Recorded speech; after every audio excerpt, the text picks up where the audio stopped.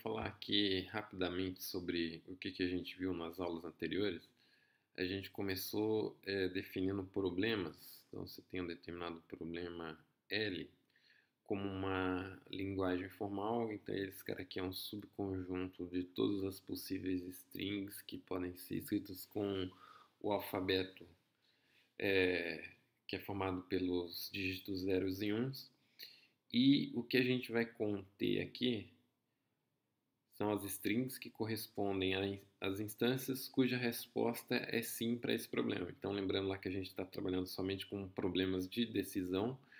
Então, a gente vai ter contido em uma determinada linguagem, um determinado problema, as instâncias do problema cuja resposta é sim. Então, a gente fez essa definição formal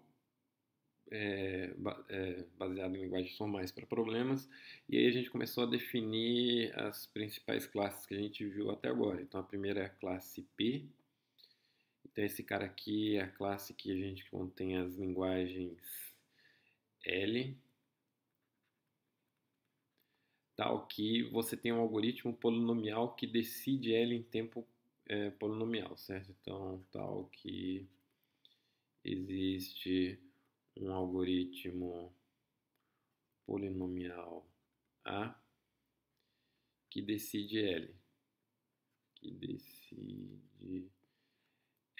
E aí, o que significa o algoritmo decidir L? É que se você me der uma instância X sim da linguagem, então ela pertence à linguagem, então a gente sabe que a resposta do algoritmo vai ser verdadeira.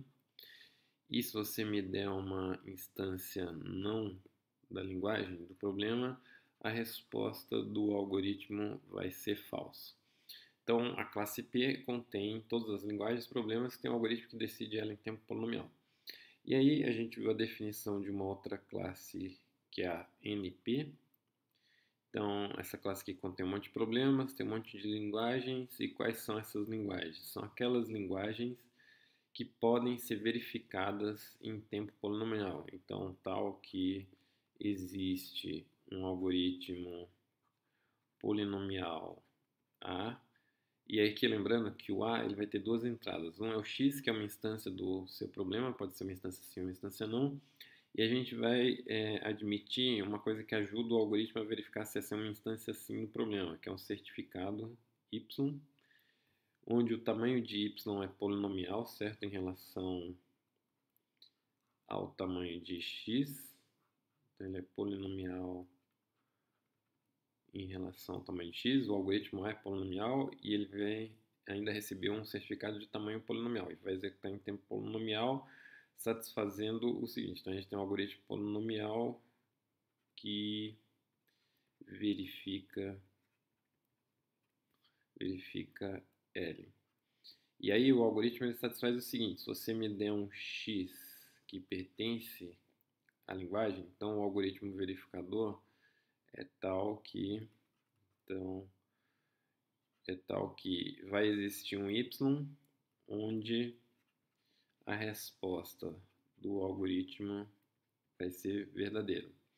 E se você me der um X que não pertence à linguagem, então a gente sabe que para qualquer Y a resposta do algoritmo ela é diferente de 1, certo? Então ele não pode responder verdadeiro para as instâncias não do problema.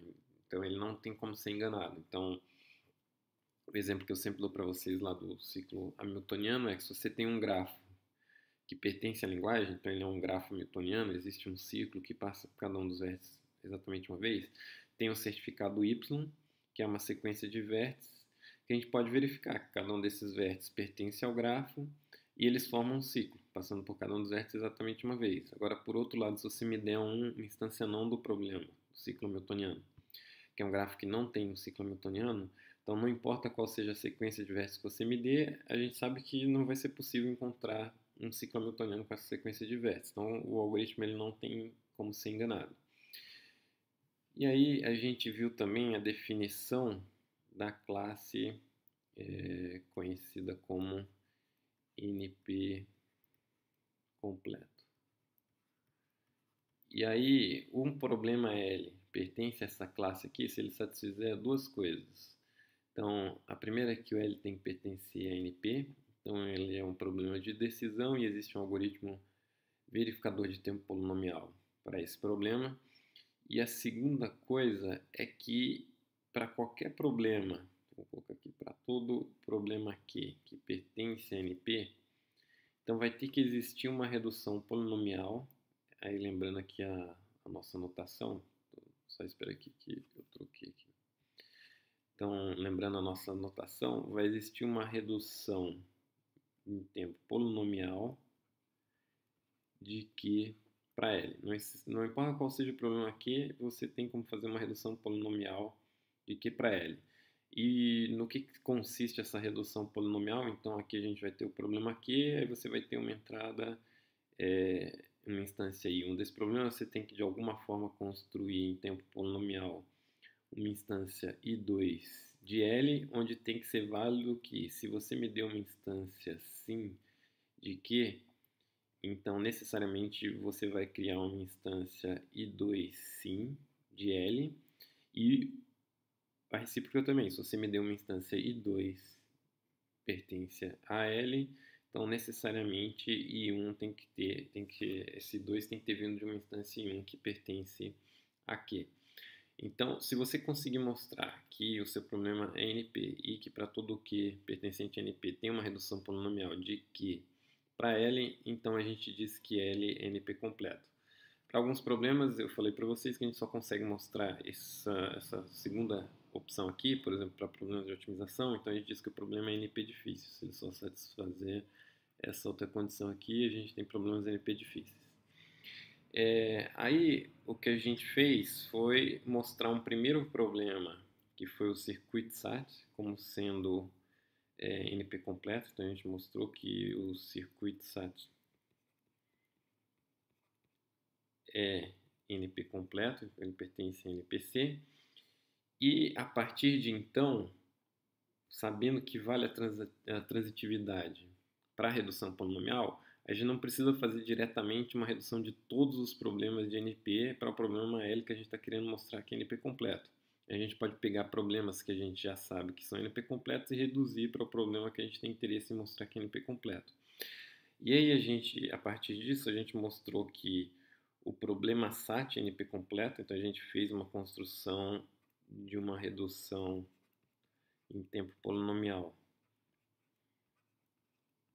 do circuito SAT para o SAT, e então a gente conclui que o SAT também vai pertencer a NP completo, e depois a gente fez uma redução do SAT em tempo polinomial. É importante lembrar que as reduções têm que ser feitas em tempo polinomiais, então essa construção de instâncias de um problema para o outro tem que ser feita em tempo polinomial.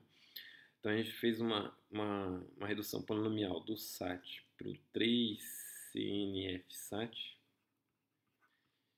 Com isso mostramos que o 3CNF SAT também é NP completo.